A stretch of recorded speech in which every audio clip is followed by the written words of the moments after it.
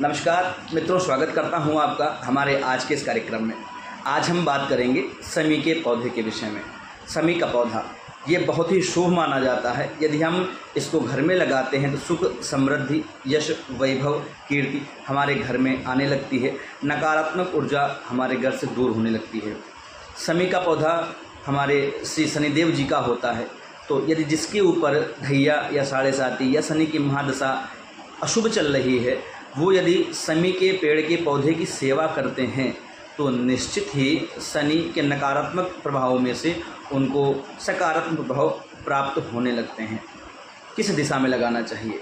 देखिए, इसको घर के अंदर नहीं लगाना चाहिए। इस शमी के पेड़ को आप अपने छत पर, खुले स्थान में, गार्डन में, बालकनी इत्यादि जगहों पर आप लगा सकते हैं।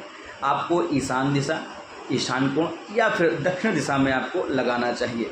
इस पेड़ के आसपास बहुत ज़्यादा गंदगी नहीं होनी चाहिए, साफ़ सुथरा होना चाहिए। इस पेड़ की एक भी पत्तियां, आपको ध्यान रखना चाहिए कि इस पेड़ की एक भी पत्तियां सूखे ना, इसकी कोई भी डाल सूखे ना।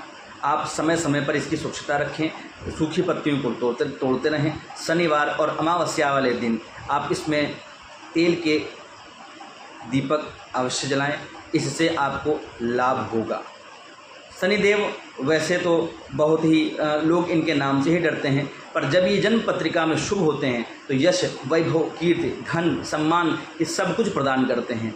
तो शमी के पौधे की यदि आप सेवा करते हैं तो निश्चित ही आप पर शनिदेव की कृपा रहेगी।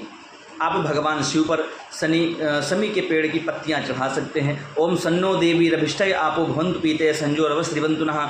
ओम शम शनिश्चराय नमः या ओम प्राम प्रीम प्रौम सहसनये नमः। इस मंत्र को पढ़ करके आप भगवान शिव पर शमी पत्तियां चढ़ा सकते हैं। इससे भी शनि के नकारात्मक प्रभाव में बहुत ही ज़्यादा कमी आएगी। शमी का पौधा आप अपने छत पर लगाएं, नित्य उसमें जल डालें, उसकी सेवा करें। यदि आप अपने बेडरूम में लगाते हैं तो आपको नकारात्मक प्रभाव देखने को मिलते हैं। आंगन में, बंद आंगन में बिल्कुल नहीं लगाना चाहिए। जैसे हमारे यहाँ फ्लैट वगैरह में बिल्कुल नहीं लगाना चाहिए। बालकनी में लगाइए, गार्डन में लगाइए, खुला स्थान हो तो आपको ये लाभ देगा। पर अगर बंद स्थान पर लगाते हैं या किसी प्लास्टिक के गमले में आप लगाते हैं तो ये आपको नुकसान देगा। आपको इसको सदैव मिट्टी के गमले में लगाना चाहिए। सीमेंटेड गमले में भी नहीं लगाना चाहिए, मिट्टी के गमले में लगाएं। और उसको प्रयास करें कि जो गमला हो वो भूरे कलर का हो तो आपको लाभ मिलेगा। अगर ना मिले तो उसमें आप भूरा कलर या पेंट कर दीजिए या गेरू से पोत दीजिए, आप उसको आप पुताई कर दीजिए किसी तरीके से, पर वो लाल बिल्कुल ना हो।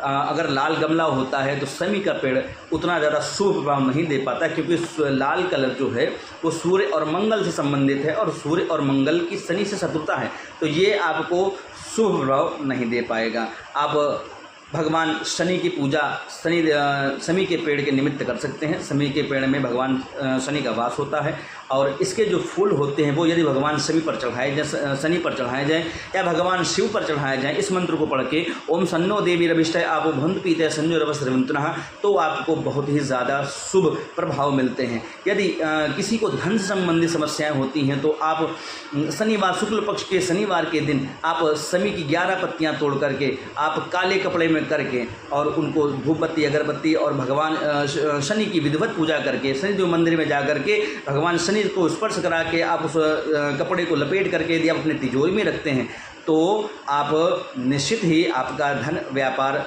बढ़ने लगता है। तो आप यदि इन जानकारियों को नहीं जानते हैं तो आप इस वीडियो को देख करके जानकारी प्राप्त करके घर में शमी का पौधा लगाएं। यदि शनिदेव की कृपा से या शनिदेव की कुदृष्टि आप पर पड़ रही है, आप बहुत ही ज़्यादा शनि देवता से परेशान हैं, अष्टमेश, द्वादशेश या मार्केश या ढैया या साढ़े साती चल रही है आपकी, तो आपको शमी के पेड़ को अब हर जगह पर आपको मंदिरों में लगाना चाहिए। आप अनेक मंदिरों में प्रत्येक शनिवार को एक पौधा जाकर के रोपित करें, उसकी सेवा करें। इससे शनिदेव प्रसन्न होंगे और आपको शुभ परिणाम प्रदान करेंगे। नमस्कार।